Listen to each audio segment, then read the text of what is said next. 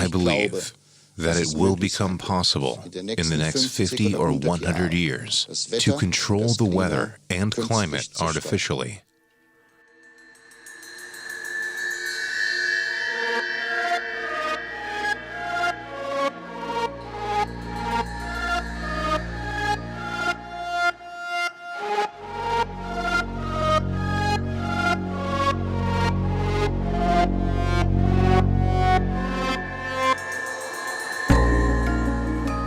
Tomorrow, the sky won't be a deep blue anymore. There will be more and more cirrus clouds. The contrails from airplanes will also become longer, and this indicates that warmer air is coming in from high altitudes.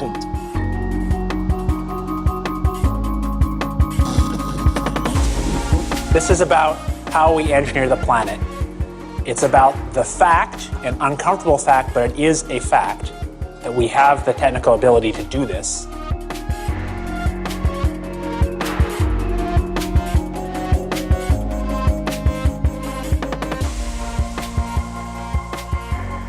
That's me. After 6 years of work on this film, over 40 interviews in 10 different countries, and thousands of hours in front of the computer. It all began in 2008, after I realized that increasingly jet trails are extensively covering the sky and the sun.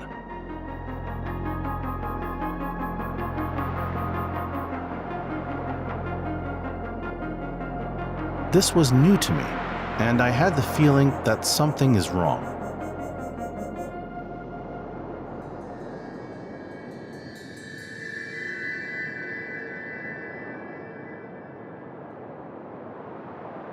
Contrails form everywhere, where planes fly.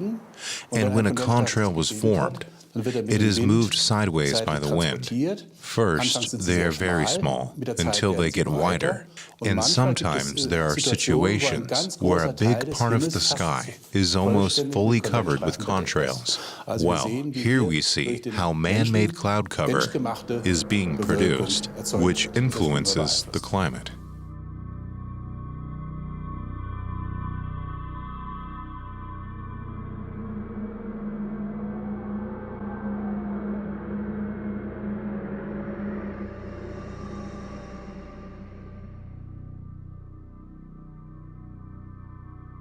In the internet, I read that these trails are not contrails, but chemtrails. Trails of toxic chemicals, such as aluminum, barium, and strontium. Whoever's doing this should be charged with a criminal act. This could kill thousands, if not millions, of people.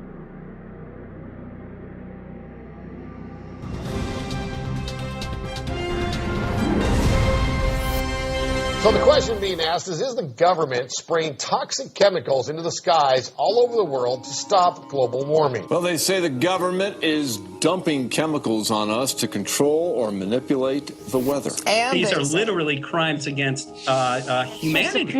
In different directions that causes this crisscross pattern in the sky.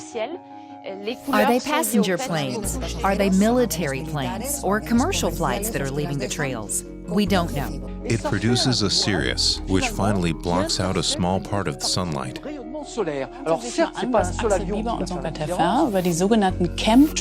Poison.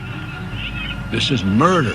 This former FBI chief says a world government is behind the spraying. The reason, according to Ted Gunderson, they spray, and to make another round, they fly over our territory and continue to spray. Today again, there were contrails in the sky, and there are more and more people who believe that the U.S. is poisoning us, which is such a wild conspiracy. What? I hear a lot, but I have never heard about that. It is a wild conspiracy theory. Have a look. They call it chemtrails. It's complete nonsense. Chemtrails go from horizon to horizon, and they spread, and they crisscross, and they go next to one another, and pretty soon the whole sky is cloudy.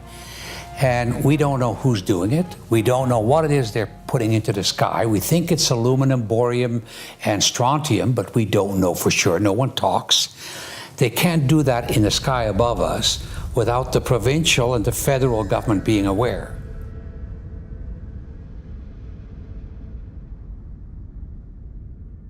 I believe this hearing marks the first time that a congressional committee has undertaken a serious review of proposals for climate engineering.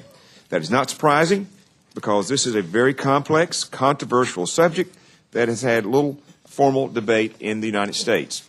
Geoengineering carries with it a tremendous range of uncertainties, ethical and political concerns, and the potential for catastrophic environmental side effects.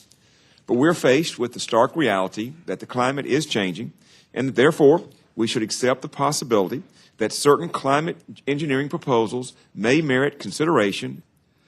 Solar radiation management methods, which you could also call sunlight reflection methods, seek to reduce the amount of climate change by reflecting some of the sun's warming rays back to space. Preliminary research suggests that we could rapidly and relatively cheaply put tiny particles high in the stratosphere, and that this would cause the Earth to cool quickly.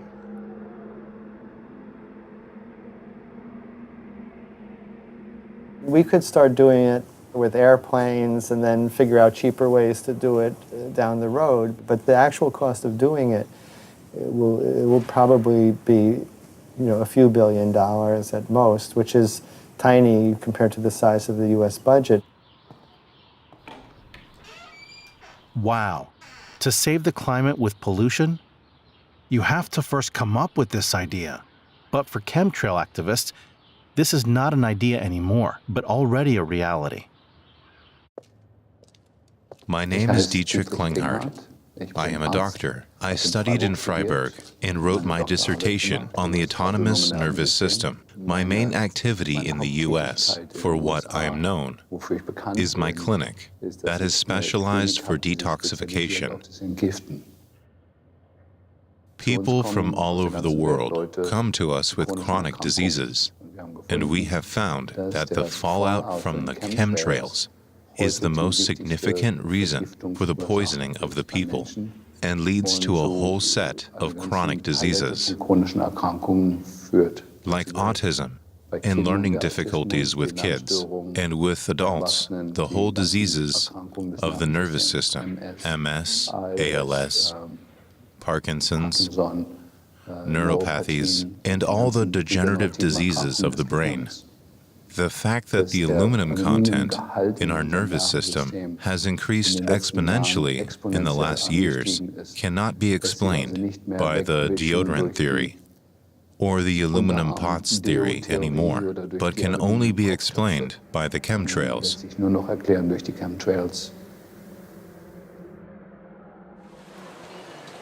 Nous arrivons à Bâle, gare terminus.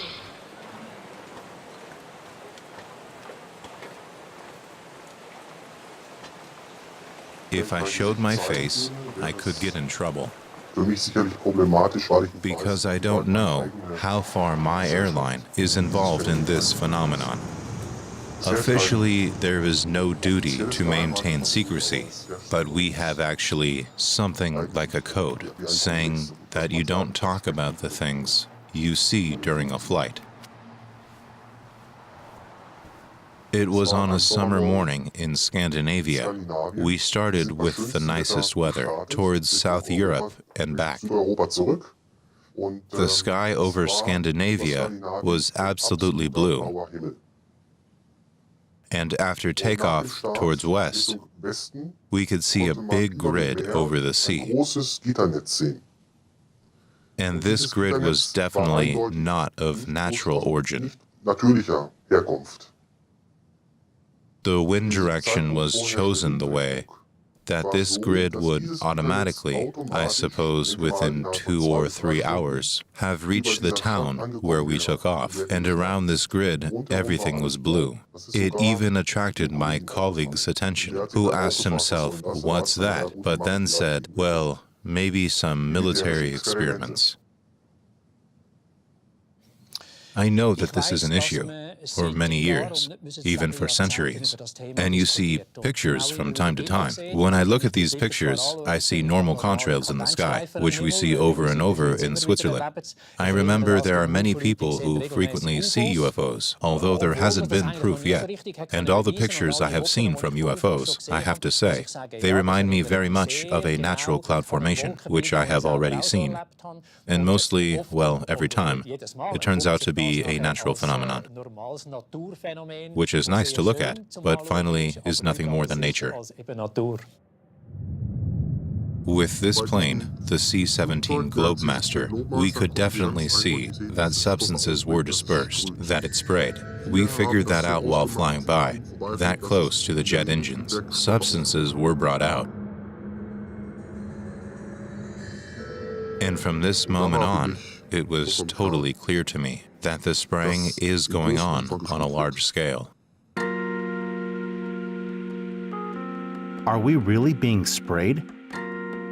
One thing is for sure, just by looking up in the sky, I won't find a convincing answer. Are we going to wait? Yeah, let's go.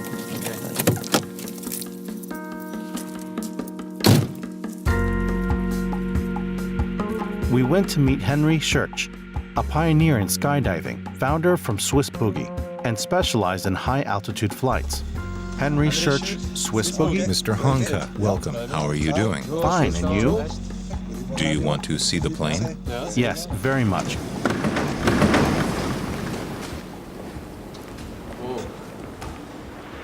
Here's the plane. Pilotus Porter PC-6. It goes up to 10,000 meters without any problems, but I would say we will go up to 7,600 meters to have the trails you are looking for. Hopefully.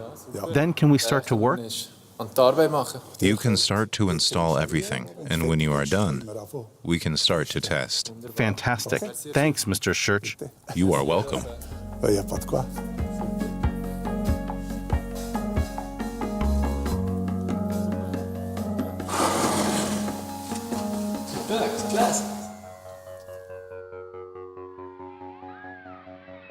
In the last 6 weeks, our Facebook group, which is called Chemtrails Global Skywatch, has been attacked by trolls and shills. And in case you don't know what a shill is a person who is hired usually by a government or a government contractor to go online and create fake Facebook accounts, fake blogs and websites, and spread disinformation. And they talk about chemtrails and geoengineering being a conspiracy theory and having no truth behind it. That is a disinformation website spreading lies. My name's Mick West. I'm 46 years old and I live in Venice, California. I'm a debunker. The chemtrail people seem to think that I'm some kind of government disinformation agent, so that I'm being paid to do this.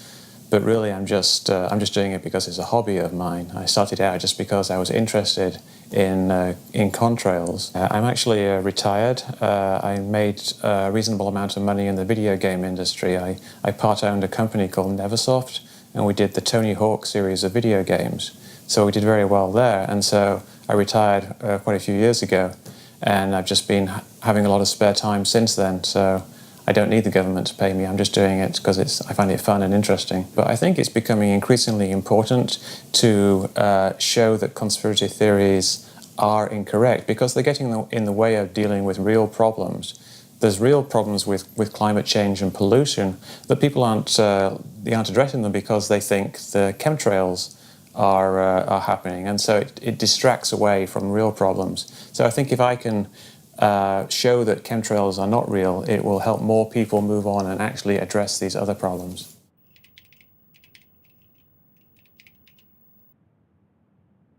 People think that the trails that they see in the sky are not normal contrails and they are chemtrails. But really, when you get down to it, there's no real evidence that they're anything other than normal persistent contrails. And there's no real evidence that they've changed over the last 20, 30, 40 years. This book here is from 1980, and it tells you that contrails can persist for hours. There's older books from 1970 and 1960. They'll tell you the same thing. So I want people to look at things that are real and stop wasting time with things that are not real.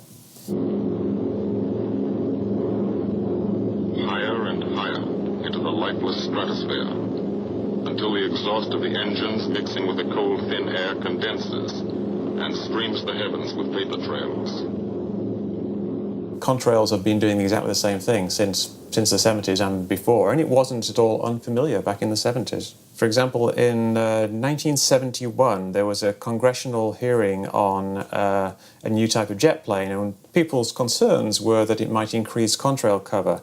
And somebody at the hearing said, Godfrey, said he'd seen on hunting trips to the Colorado Rocky Mountains blue skies clouded over by jet contrails by 9:30 in the morning.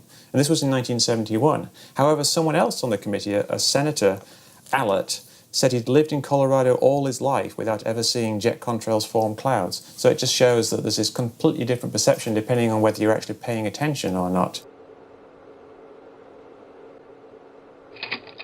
Given the correct atmospheric conditions, jet aircraft in high frequency can almost completely cover the atmosphere, visible atmosphere, with clouds. So this shows that contrails have been doing exactly the same thing since the 70s and before, and there's no real evidence that they've changed over the last 20, 30, 40 years. All that's happened is there's a lot more of them now for a variety of reasons, but mostly because there's more traffic.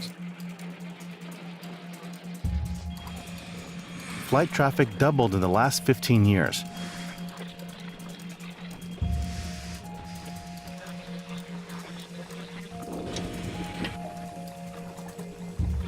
Every second a plane takes off somewhere in the world. 11,500 liters of jet fuel is consumed by worldwide aviation per second.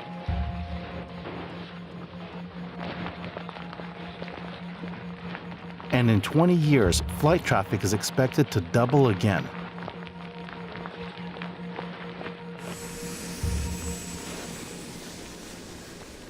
So what you see here in March 2009 is a spiral contrail that's been made by an AWACS aircraft over here in the North Sea. This is entirely man-made cloud covers that covers a greater part of the UK. We have the first experimental indication that we can really prove that flight traffic changes the cirrus cloud cover measurably. 2011, I read in the biggest Swiss newspaper, contrails are real climate killers. A study from the German Aerospace Center found out that man-made cloud cover by flight traffic has a bigger impact on global warming in one single year than all of the CO2 emitted since the beginning of aviation.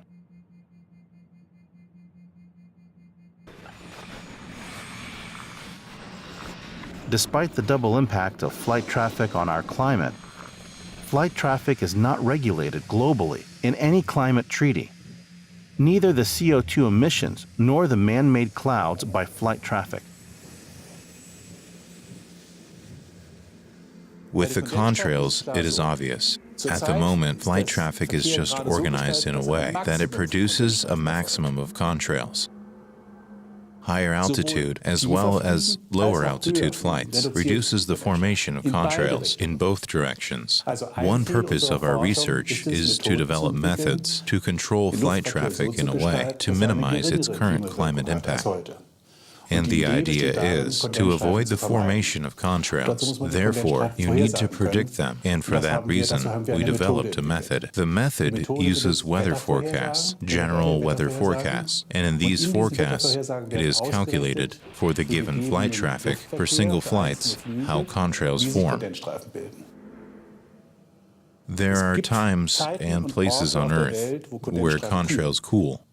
If you fly specifically where contrails cool, you cool the Earth. If at the same time you avoid flights where they warm, then you also cool. That's not geoengineering, since we don't want to solve the whole climate problem with flight traffic. But with changes in flight traffic, we want to reduce its climate effect. That's a different ethical situation. We don't change the world, but flight traffic.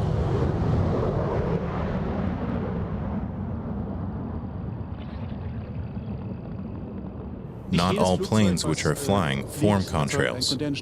About 20 to 25% of the flights form contrails, and just 20% of them become persistent, depending on the surrounding relative humidity. Of course, the amount of ice particles depends on how much ice nuclei were emitted from the exhaust. Therefore, soot is also playing a role. The little soot particles form ice nuclei. Therefore, thermodynamics and water are important, as well as the composition of the exhaust fumes, but not specifically the chemistry.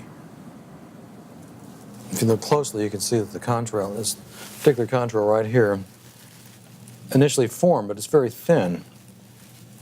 Well, you had it very thick in this part here. Well, see, it didn't last very long there. It dissipated immediately because that air was sinking. So it temporarily reached that saturation point, and as the air sank, it dried out, it got a little bit warmer, and it was no longer saturated, and the particles evaporated and did not grow. And that's why we don't see the line. And that's why you don't see the line. There's really no magic. Nobody's pressing a sprayer and turning things on and off. It's just nature's way of telling us that the air is sinking up there, or it's drier. So it's really based on a misunderstanding of what contrails are. People think that contrails disappear quickly, but really it depends upon the atmospheric conditions, and people just aren't aware of that. They just haven't paid attention to it before, and now they do, and they find something suspicious. But really, if you look into it, there isn't really anything there.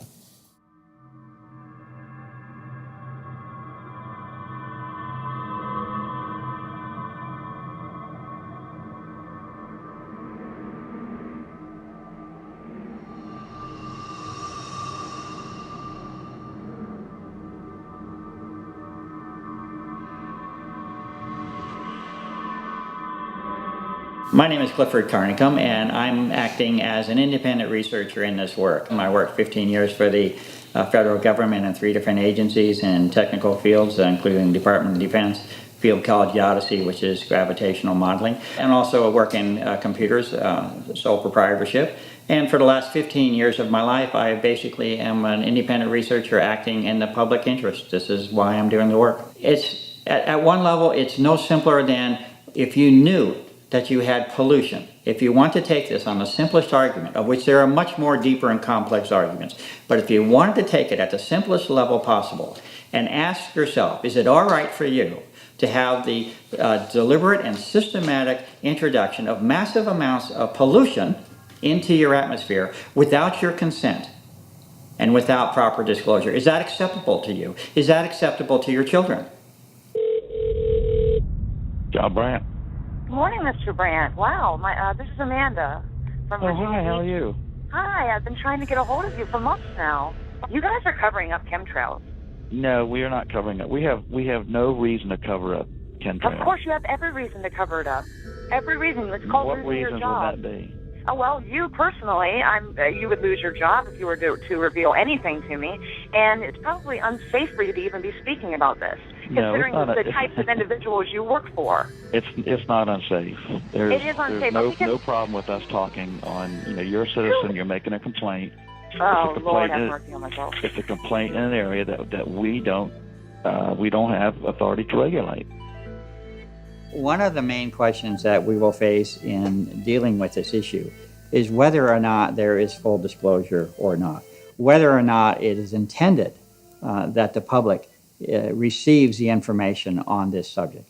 And the facts are that the public is not to receive the information openly. If you have a covert operation, a cover for that operation will be provided. That's the nature of a covert operation. All of the evidence indicates that it is very much a covert operation of the greatest scale that has ever been exercised on this planet and really in the history of humanity as far as I know. Literally the atmosphere of the planet has been altered, and it's a deliberate alteration of the atmosphere.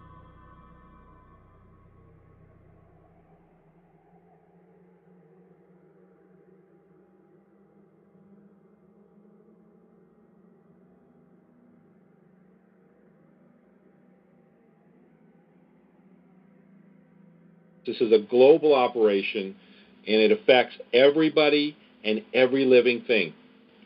So this is that important. There are arguments put forth that chemtrails, or these man-made clouds, are all normal due to the right atmospheric conditions, but this is not a reasonable argument. The fact is that the introduction of fine chemicals or aerosols into the atmosphere have a profound effect on cloud formation. Unfortunately, this is not taken into consideration by scientists to explain the phenomenon that we are all witnessing. Can particles influence the formation of clouds? I went to Geneva to visit CERN, where scientists study how particles and radiation influence the formation of clouds.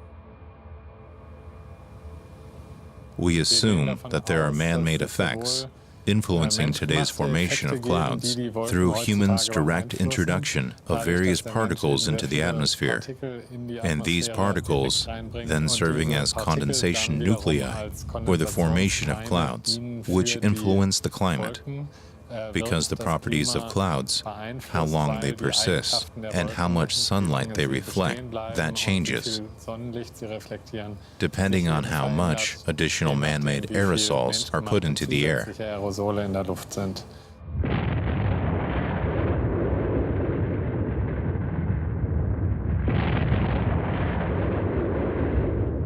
The Soviet climatologist Mikhail Budiko had the idea of imitating what volcanoes do and putting sulfur particles in the stratosphere, and this was around 1974.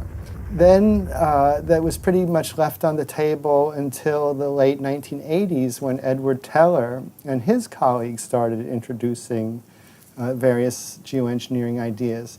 Now, Edward Teller is known as the father of the hydrogen bomb and one of the chief architects of the Star Wars missile defense system in the 1980s. I wanted to work on theoretical physics, not on weapons, until the day I heard President Roosevelt speak. And he said that if scientists in the free countries won't work on weapons, freedom will not survive. And I had the irrational, strange, but powerful feeling that he was talking to me. That is when I made up my mind, and I have not changed it since. Teller said, we'll never cooperate to reduce greenhouse gas emissions. So he designed a whole bunch of sophisticated particles that could be put in the stratosphere or could block some sunlight. And he was looking at ways both to cool the Earth and to warm the Earth. And so this, and so this tradition of these geoengineering proposals coming out of the secretive, nefarious military-industrial complex has given, let's just say, a public relations challenge to these options. The chemtrail speculations are based on a patent from 1991 to reduce global warming. The particle seeding should be done at an altitude on the order of 10 kilometers. The particles may be seeded by dispersal from seeding aircraft. One technique may be via the jet fuel.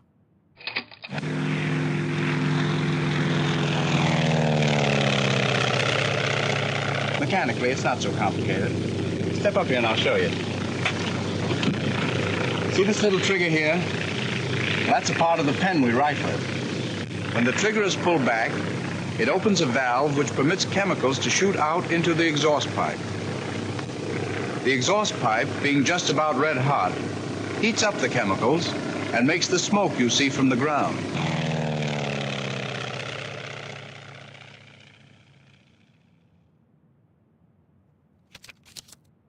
In 1992, the National Academy of Sciences recommended various geoengineering methods to fight global warming. One proposed method to reflect sunlight was to maintain a cloud of dust in the lower stratosphere by the use of aircraft. In the 1990s, Edward Teller and his co-scientists were lobbying for the application of geoengineering. He argued that the cost for geoengineering would only constitute 1% of what greenhouse gas reduction would cost. In 2001, Edward Teller's geoengineering methods were mentioned in the IPCC World Climate Report. By reflecting 2% of the sunlight, we could emit twice as much CO2 till 2050. 5 years later, Nobel Prize laureate Paul Crutzen reintroduced the old concept of saturating the stratosphere with sulfates in order to cool the planet.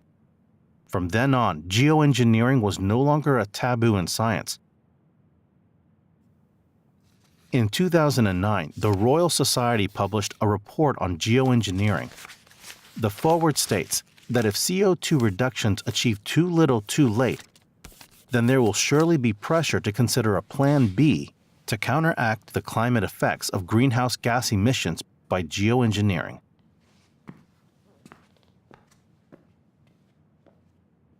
Already in the same year, in the scope of a field experiment, sulfate particles were officially placed in the atmosphere for the first time, but not by the US, but by the Russians, successfully. The experiment showed that the technology works. According to the German Federal Office of the Environment, further research projects for geoengineering are expected, even large-scale experiments. You ever look at those planes up there? They have contrails behind them. Maybe all those planes with the contrails, maybe they're actually spraying chemicals into the atmosphere right now, and Uncle Sam isn't telling us. Seems extremely unlikely. That the United States is not telling something to its citizens? That seems extremely likely to me. Read the newspaper. I think they might have your idea already. Dr. Mister, thank you so much. David Keith, a case for climate engineering. Yeah, well, like I said before, it's possible to do. It's not rocket science to spray something out of the back of the plane. It would be very unlikely that they would do it. Like, what reason do they have to do something if they don't know what they're doing, and they don't know if it's going to work, and they don't know what the side effects are going to be? There's no reason for them to be doing it secretly.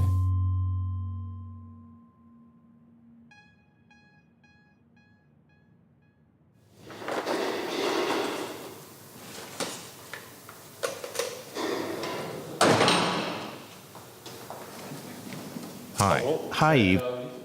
Hello, Mathis. How are you? I'm fine. Great. You brought the filter holder and the filters, didn't you? Exactly. They are in here.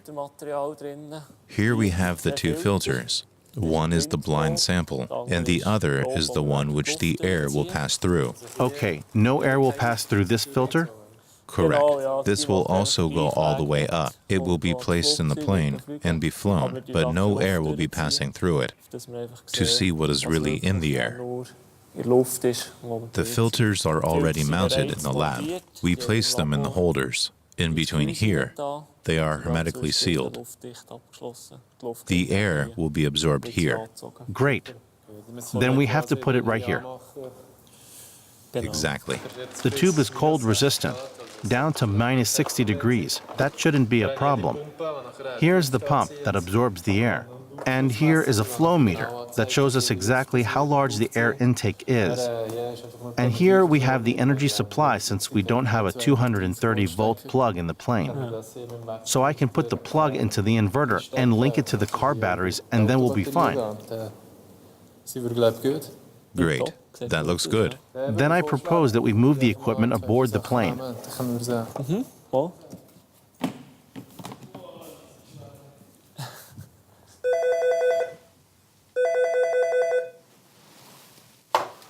Reiklin? This is the reception. Your guest is here. Thank you very much. I'll just come down. Thanks. She will come immediately. That's nice. Thank you. I'm Rebecca Reiklin, Swiss Federal Office for the Environment. My function is that of the information officer. On the subject of chemtrails, requests from citizens have been quite numerous in recent years. There has been a little more calm around the issue lately, but there were also some political advances a couple of years ago. It is certainly an issue. Hello, Mr. Hank. Hello, Mrs. Reiklin. Well, I'm here because of these chemtrails, and I would like to know, is there any reason to be concerned? No, there is no reason for concern. This chemtrail theory is baseless. In Switzerland, random extensive dispersal of chemicals is forbidden. Furthermore, airspace is so strictly controlled that it wouldn't be possible to do it secretly, as many claim. Therefore, it is impossible. This theory has no foundation. And are there any scientific studies to which you could refer me? No, there are no scientific studies on the subject, due to the fact that there is no foundation. There's no reason for an investigation either. The German Federal Office for the Environment made a fact sheet that was published in the internet, where they came to the same conclusion as we did. The German Aerospace Center has been undertaking measurements for years where they measure the air quality, and the results also show that there is nothing. We have frequently done chemical tests. In this case, nitric oxides, nitric acid, sulfates, and soot particles. Also, organic compounds were tested, and we tested the whole particle range, from nano-sized particles to 100 micrometer-sized particles, and the ice-water concentration, and the characteristics of cirrus clouds through in situ measurements with measuring devices that were either installed on the wings of the plane or in the aircraft's fuselage. Have you ever looked for aluminum, barium, or strontium during your tests? We didn't look specifically for aluminum, barium, or strontium because we do not know how these substances should get up there. Therefore, we haven't found them, but we wouldn't expect them to be there either. I was really surprised. The German Aerospace Center didn't test for the suspected chemicals. The chemtrail conspiracy, I don't frankly believe at all. Do you know a study where aluminum and barium were directly tested out of a contrail? No, I don't know any study like that. I would say it's not done. I cannot prove that it's not done. None of the leading institutions for contrail research did any testing for the suspected chemicals. While official authorities, the media, NGOs, and politicians, in terms of chemtrails, all refer to these institutions. It is hardly a surprise that from official side there are no indications of chemtrails, whereas chemtrails have not been disproven either. We also have a measuring network called Nobel that measures the air quality all over Switzerland. The chemical composition of fine dust is routinely evaluated by Nobel. Individual components are continuously determined. We limit ourselves to individual components that are of special interest in terms of air purity. Aluminum and barium are not measured within the normal monitoring. We conducted 2 extensive studies to determine fine dust sources. We undertook a study in 1998-1999 and repeated this study 10 years later at different locations. We conducted a detailed chemical characterization of fine dusts. In cities, the aluminum content is slightly higher than in the countryside because there are additional sources, such as construction sites or the swill of dust from road traffic. With barium, we see a quite clear difference between cities and rural areas. Barium is an element which is emitted by traffic, not through the exhaust pipes, but rather by abrasion particles, for example, by the abrasion from brakes.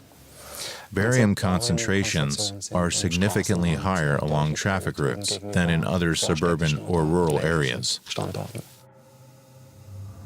With flight traffic as a source of emission, we actually had to expect at ground level that spatially these emissions would be homogeneously distributed, but then wouldn't expect any strong differences between rural and urban locations if flight traffic was a main source. eine Hauptquelle wäre. We have neither the imperative nor any reason to measure the substances mentioned in this theory, simply because there is no indication that there's any probability of the theory being correct.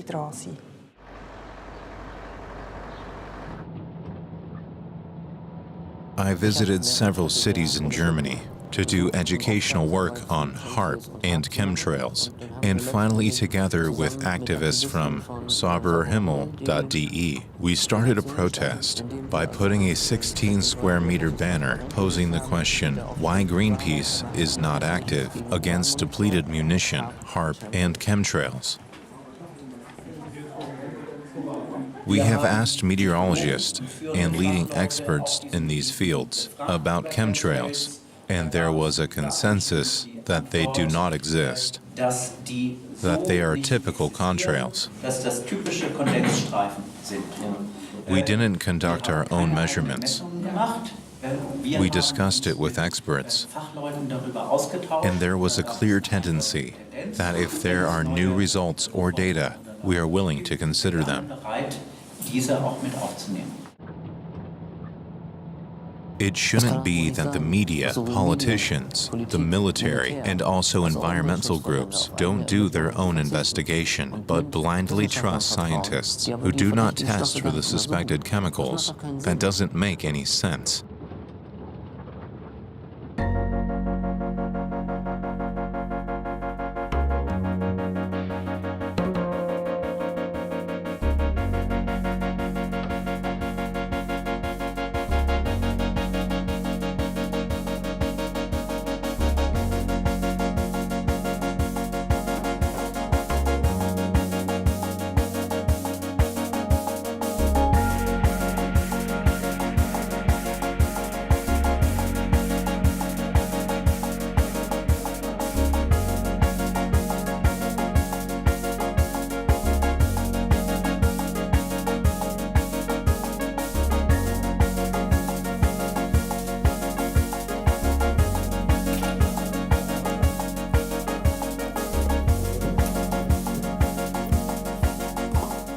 How are things looking, Eve? It's looking very good.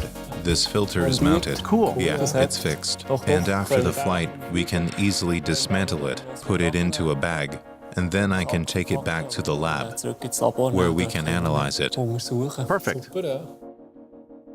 Because someone has a patent, we're going to go out and ask someone to spend thousands, maybe millions of dollars on an aircraft program to go search for aluminum.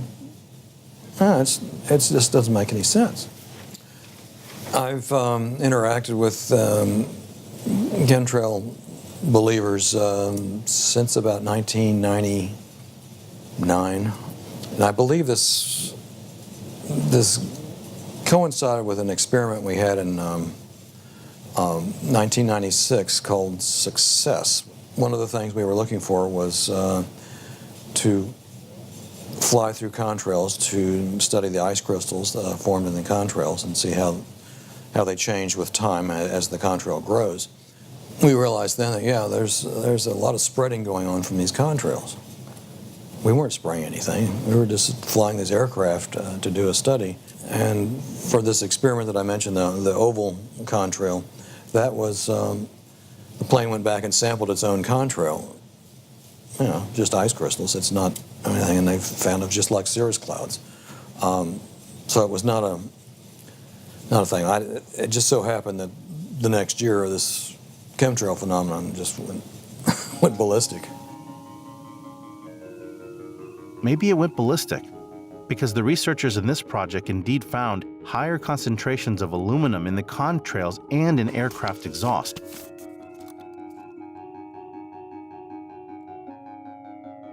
As early as 1994, scientists frequently detected barium, aluminum, carbon, and titanium in the vicinity of cirrus clouds over Colorado and Wyoming. They suggested that these elements were related to air transport sources. I asked myself, why were they looking for aluminum and barium back then, but not anymore since then? It is obviously not that absurd for these substances to be found at such heights. Sauberer Himmel, a German organization of chemtrail activists, conducted 74 rainwater tests all over Germany. 43 of the samples contained aluminum. 54 of the samples contained barium.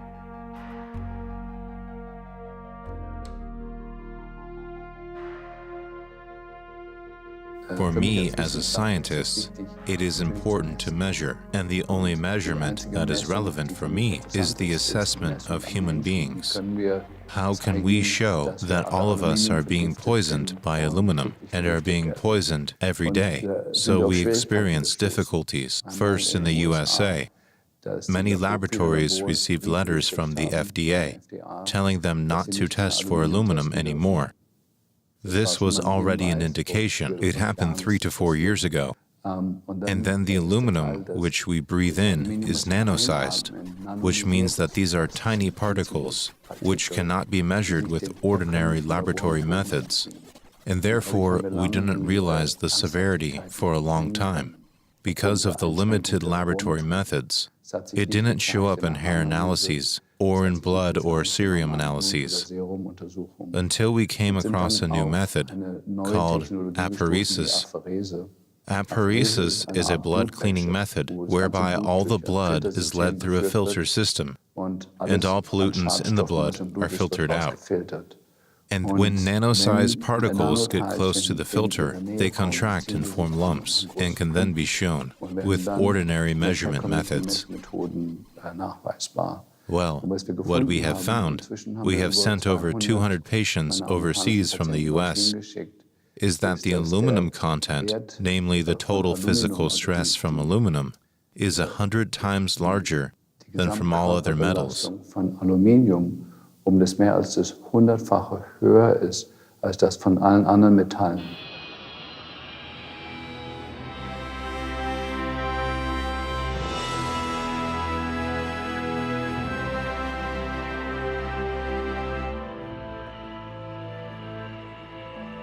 My first real stop for the film was in Mount Shasta, and Mount Shasta is in Northern California, and it's far removed from any industry. So literally there should be very little metal. Although aluminum is very abundant in the earth, it is not supposed to be an element in free form. So what they had found, for instance, Mount Shasta, which normally should have about 7 parts per billion of aluminum, they found 61,100 parts per billion aluminum. And that's thousands of times higher than normal amounts. It's no proof that the aluminum comes from these jet contrails. What can you say about that? Well, you know, I beg to differ. I believe that it does prove. If there's a helicopter 30 feet above your house and they're dumping something out that's falling on your house, and you test that substance and you find out that it's very toxic, I mean, how could somebody deny really what's going on? So, yeah.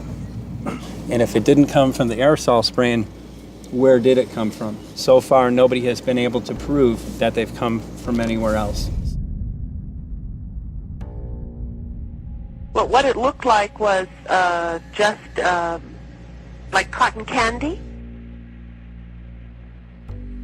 It's quite, it goes quite hard, if that makes sense. And if you listen to it, it rips. It's got a Velcro sort of a sound to it. They come in nanoparticles, and those particles make up what they call an array, meaning they go in a straight line, and they connect.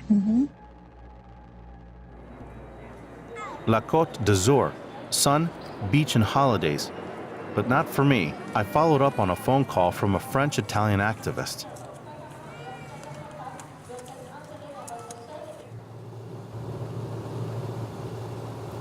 I think it is the duty of the authorities to give us answers, because we are doing the job that should be done by the authorities. We have the common people paying for analyses, while the authorities should be doing it, and should be giving us answers.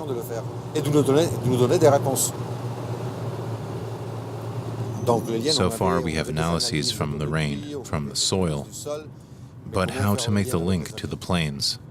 Therefore, what Bernhard gives us is exceptional. My name is Bernhard Tellies. I'm now a 70-year-old man, and I'm specialized in anorganic chemistry. In 1991, I created this company called Analytica with the hope of doing something for the protection of our environment. At the end of last year, in 2012, I received a call from a lady by the name of Evelyn Dumas, who lives in the center of France. And she told me an incredible story of filaments falling from the sky. I was a little surprised and doubtful, but I said yes. If you send me the filaments in sufficient quantity, I can try to analyze them. And the whole adventure began.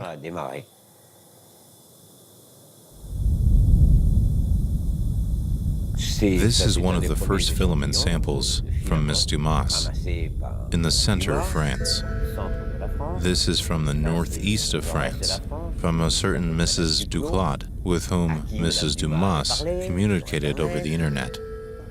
This here is from the Lumpkin family, from another corner of France. And this here is from Mrs. Laxonaire, not far from here on the coast. After a month, I realized that the problem is serious. 4 different people from 4 different corners of France talking about the same thing, and who send me samples which seem very similar. I analyzed these 4 samples. I wrote a report that was, in my opinion, very profound, substantial, and precise. I still have some samples, and I'm willing to share them with my peers. I discovered that all contained a category of compounds known as phthalates. Today, 80% of all plasticizers used worldwide to produce PVC are phthalates. This big family of chemical compounds is divided into 3 major groups that differ in the length of the molecular chain, each with its own function. Phthalates with a very short molecular chain are typically used as solvents, whereas the others are used as plasticizers. Long phthalates are not harmful chemical substances and can be safely utilized. Short phthalates are classified as toxic to reproduction, and its reutilization is strictly controlled. Phthalates do not dissolve. They fall from the sky on the ground, where they should not be. Not at all. You have to imagine whole of France is covered with these filaments, so it is not negligible at all. We now know what is inside. We have known about the issue of aluminum and barium occurrence for a long time. Here the anorganic chemistry shows that there are still other pollutants. There is a problem. There is a problem.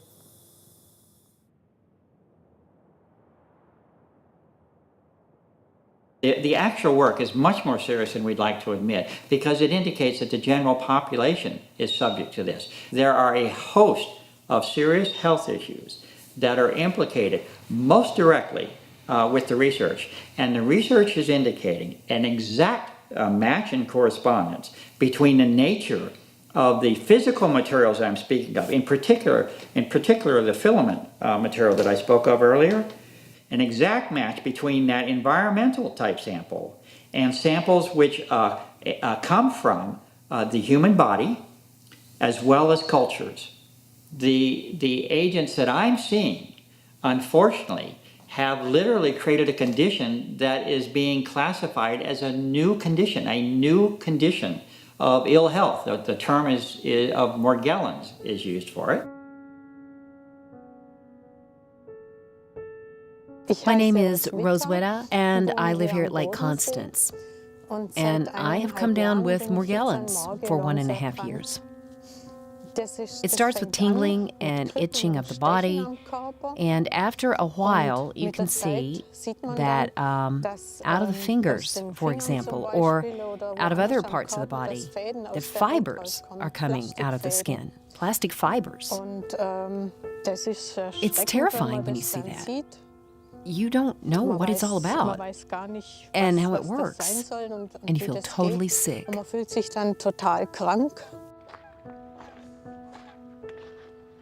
The doctors always say that it doesn't exist, that you're crazy, and discount it as a delusional parasitosis and send you to the psychiatrist. You stand there not knowing what to do. You get sicker and sicker. It gets worse, but no doctor is doing anything, is investigating, or is helping. We have analyzed the fibers in the early phases, when it first becomes apparent and known in literature. They are protein fibers or substances.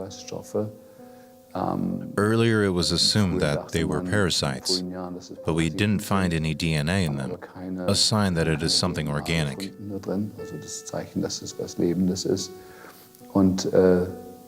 There are different theories where they come from.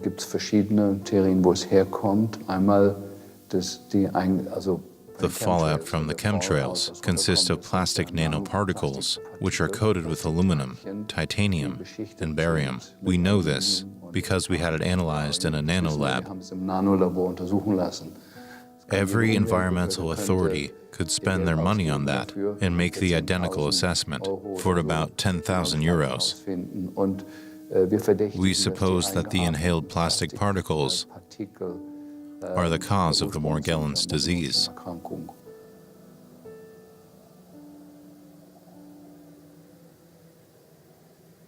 If we use our common sense, the link is totally clear between the chemtrails and the aluminum content in the air and the diseases, mainly of children.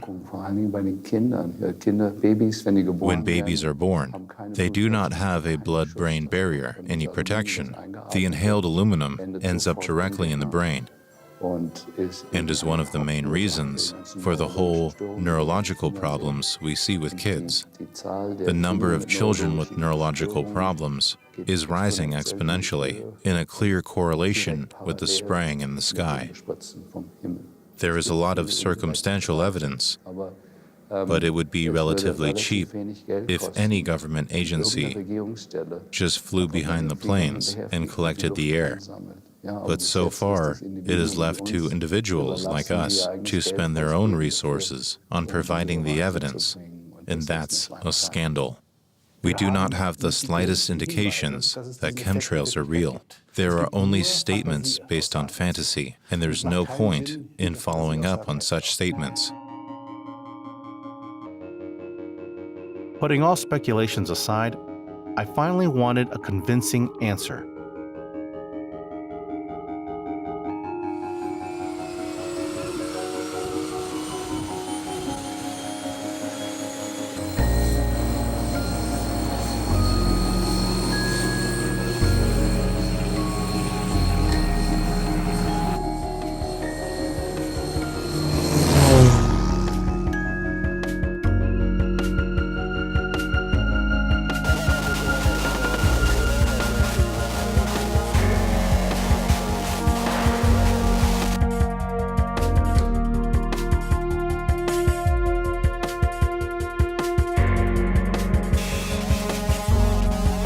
Fly into this trail would be good. Yeah, but it is higher than 2,000 feet. We check if that's possible.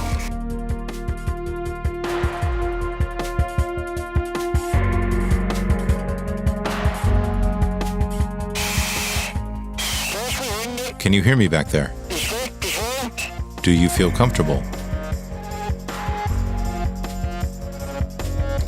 What are we doing if we can't get higher? Then we go down. Then everything would be a waste of time. It is even higher than 25,000 feet. Can we go higher? Just 1,000 feet. Let's check what's happening.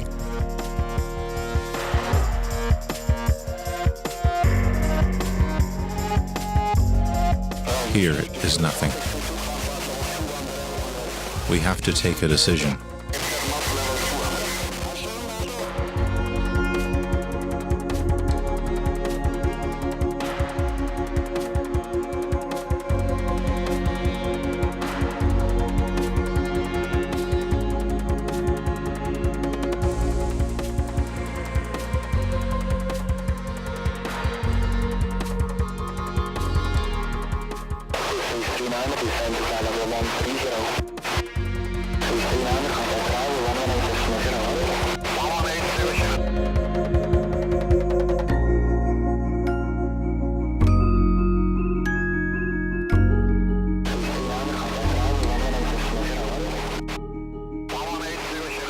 Shit, we missed it by 1,000 meters. We have to get higher somehow.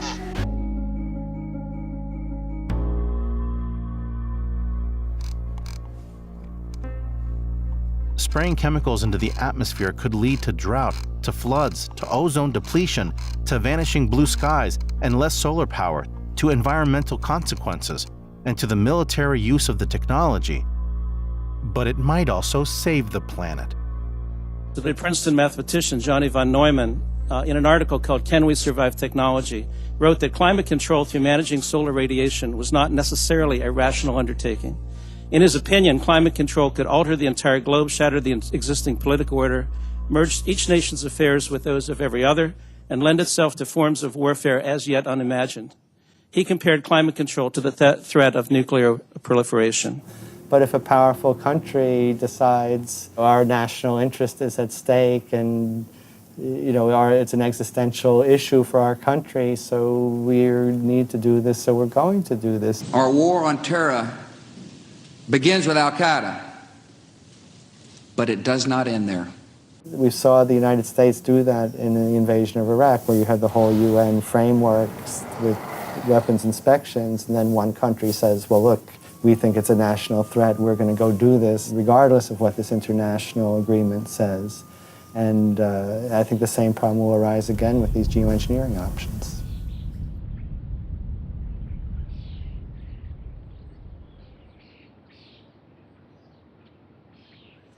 This image of a technocrat pulling the levers of weather control appeared on the cover of Collier's magazine in 1954. We were in a weather control race with the Soviet Union at the time, and an Air Force general had just announced to the press that the nation that controls the weather will control the world. The magazine article inside by President Eisenhower's weather advisor, Harold Orville, provided detailed ways of conducting weather warfare. The first documented applications of weather warfare was during the Vietnam War, using very old-fashioned methods of cloud seeding to disrupt the supply routes of the Viet Cong. As a result of the international uproar over Project Popeye, on the 10th of December 1976, the United Nations passed General Assembly Resolution 3172. It explicitly banned the use of weather modification in warfare. The weather wars were over, at least temporarily. Now, the fact that there was an international agreement is an acknowledgement that the weapon systems actually exist.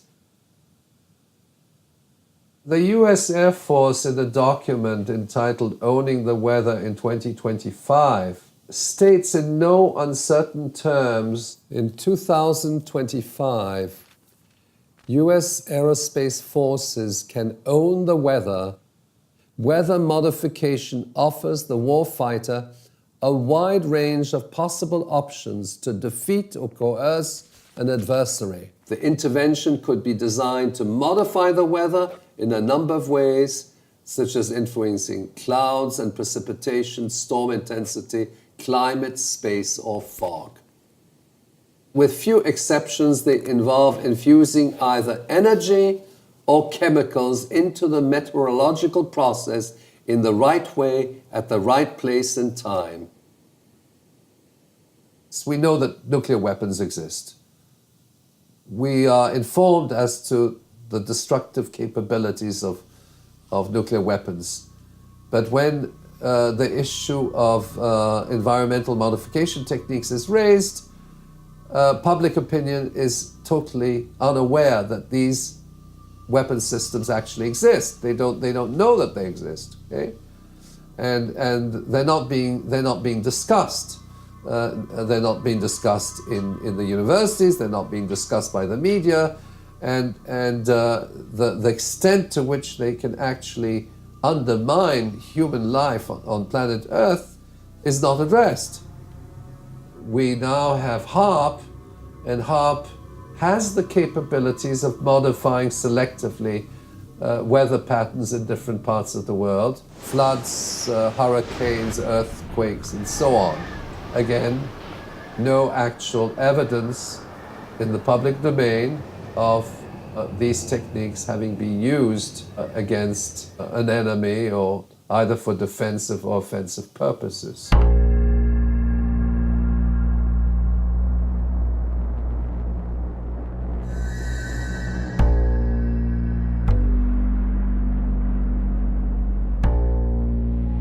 No nation, however large or small, wealthy or poor, can escape the impact of climate change. Rising sea levels threaten every coastline. More powerful storms and floods threaten every continent. More frequent droughts, crop failures breed hunger and conflict in places where hunger and conflict already thrive.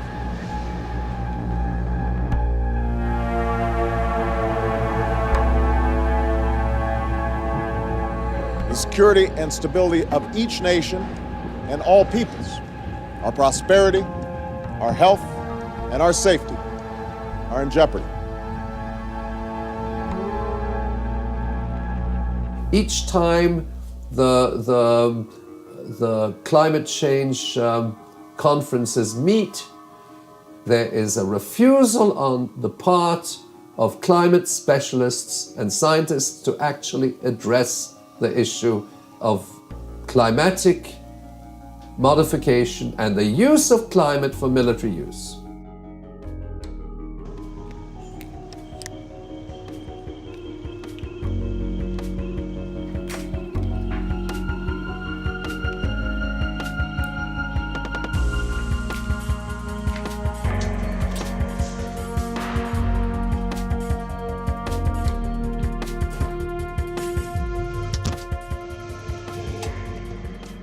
We can discern that in the sample of air where we collected the 14 liters, there is a signal of barium, which is 10 times higher than the blank value. And we can clearly see a difference there.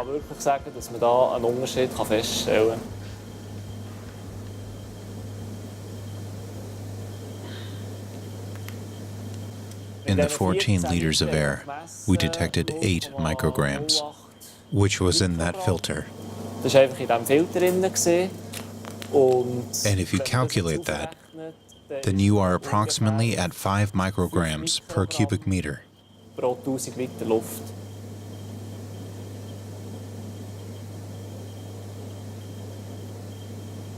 What surely can be added is that the sample volume was quite small, with these 14 liters. And to confirm this result, which I think should be possible, we would need to take a bigger sample, to be at around 50 liters, and then chances are very good of confirming this result.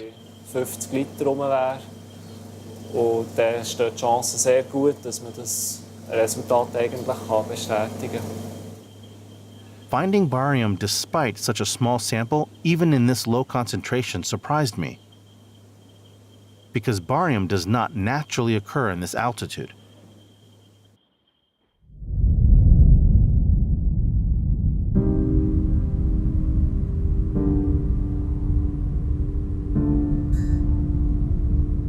They're using planes, they're using aluminum, and they're using barium. And it's time that we stand up and stop this experiment. This is about our life. This is about the flora, the fauna. Everything on Earth is being affected.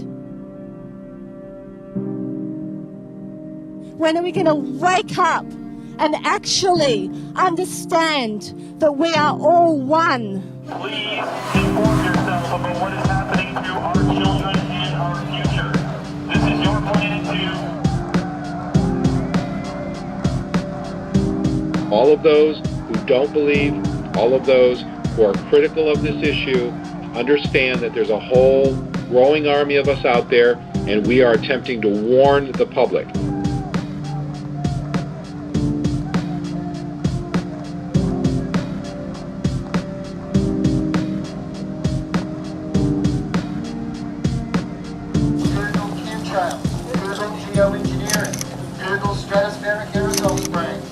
critical solar radiation management.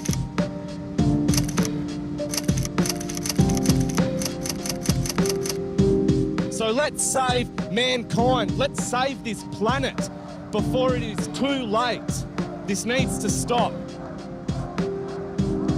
I just want the blue sky back that we used to have in the past, and not such white skies like we have currently. It's our sky, it's our sun, it pertains to everyone, you know what I mean? We need to be aware of this because it's death from above.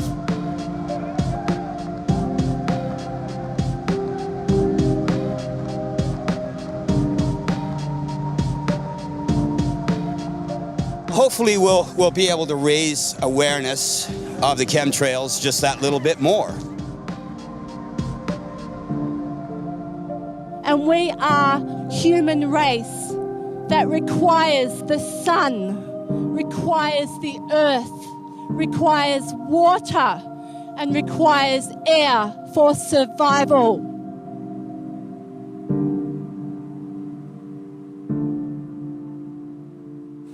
I welcome you here in the EU Parliament as a representative of the European Green Party, in my case as a representative of the German Green Party.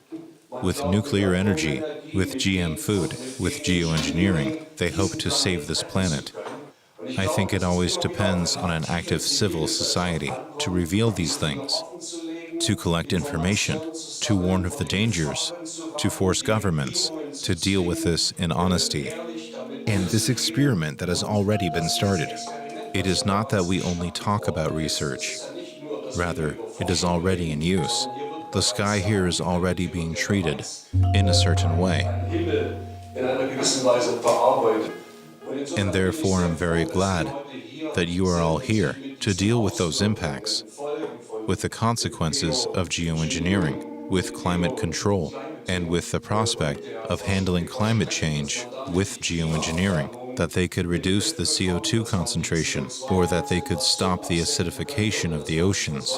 And at the same time, there is also a military interest in the technology. And therefore I'm very glad that people are dealing with this. In the early years of my work, one of the things that I did was basically chronicle and document those parties that expressed an interest in my work. There is a paper on there, I believe the title is List of Visitors.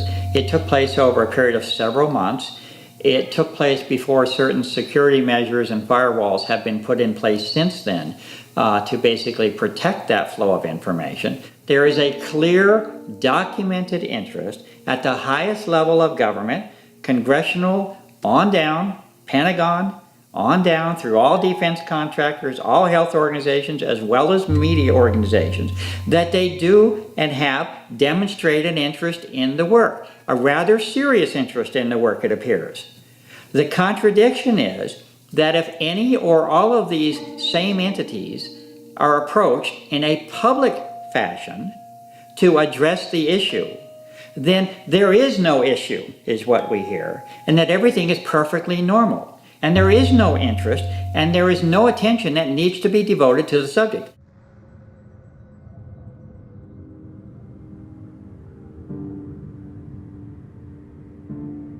If those that have been called upon to respond to the need for investigation and inquiry and relief fail in their duty and obligation, then we as citizens must assume that role to the best of our ability, because we are stewards of this planet.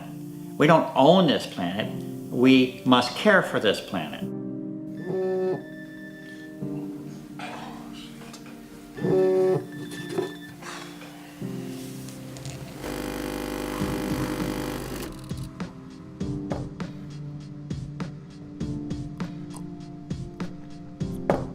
Text message received today at 5:56 p.m.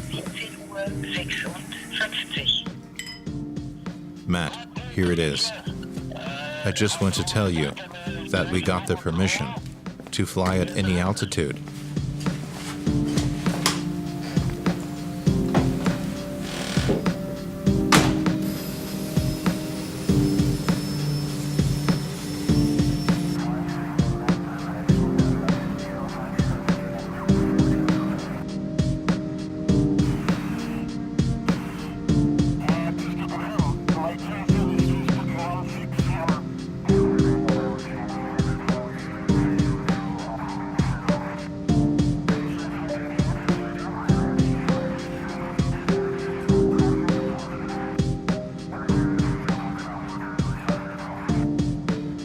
Ladies and gentlemen, I welcome you to this info meeting. Despite persistent trails in the sky, we were unable to confirm the first test results. At 8,500 meters above sea level, the air traffic controller wouldn't allow us to get higher, and we were unable to fly into a trail again. Although we took up 70 liters through the filter, the analysis showed sodium, potassium, and ferrous oxide. But unlike the first time, no barium. Further measurements would be necessary because many questions still remain open. Questions that should be answered by public authorities and by scientists, and not by us, the citizens.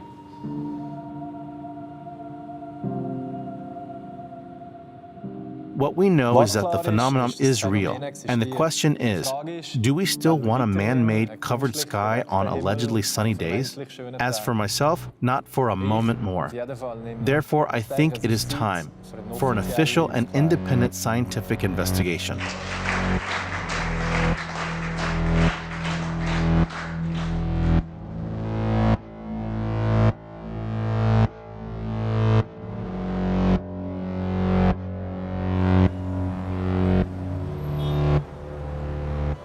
After the film had been finally completed, I heard about a sensational study of the Swiss Federal Institute of Technology.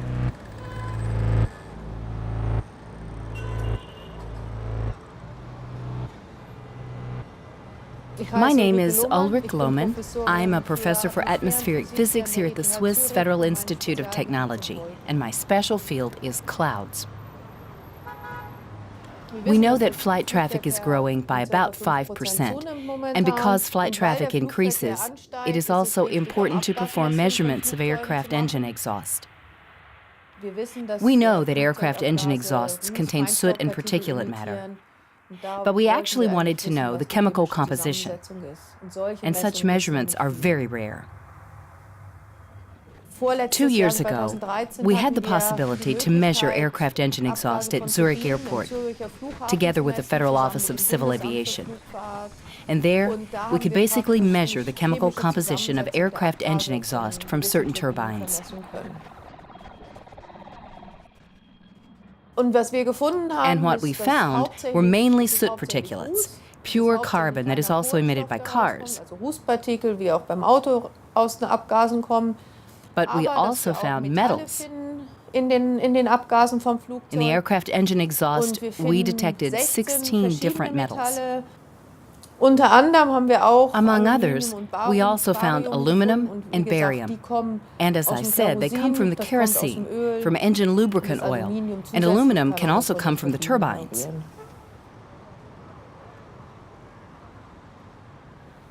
We made measurements from the jet fuel as well, and noticed, in the range of parts per millions, that the jet fuel contained aluminum and barium.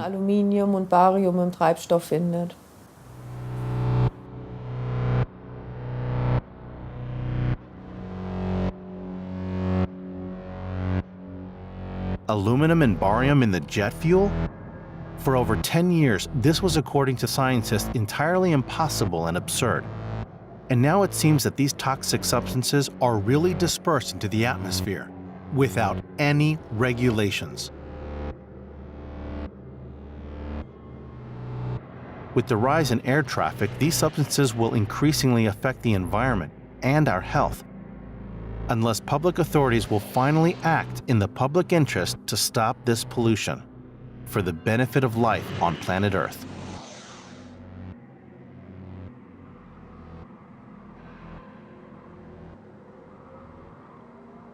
It is in any case urgent to regulate aircraft engine exhaust.